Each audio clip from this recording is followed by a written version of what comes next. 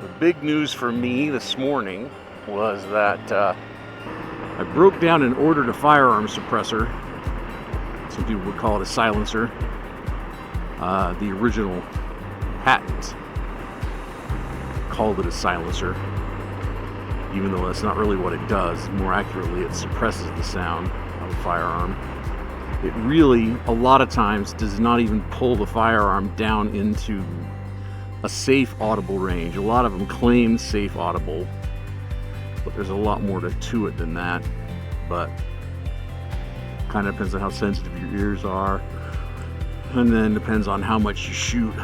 Problem with using a suppressor on any kind of firearm is that because they basically capture the explosion of flame and mayhem that comes out of the barrel right after the bullet, silencers get hot really fast. So I think I'm gonna have to run some tests when I get mine. It's not unreasonable for the silencer to be untouchable in 5 to 10 rounds. And in more than that, I mean, it's not gonna hurt the silencer, but it will burn right through your pants. And you know, if you're letting the gun drop down, hit you in the leg or touch you anywhere, it can be fairly dangerous. They do have heat-resistant wraps you can put on them,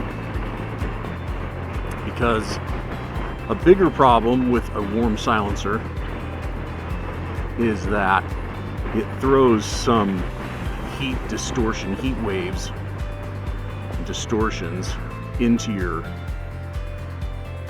scope's line of sight. So if you're using a scope, or if you're not, I mean, if you're using open sights, that'd be even closer to the silencer. Which means you'd get that heat vapor distortion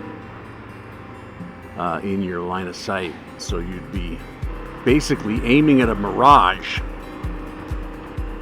or aiming through a mirage. It means you're not aiming where you think you're aiming.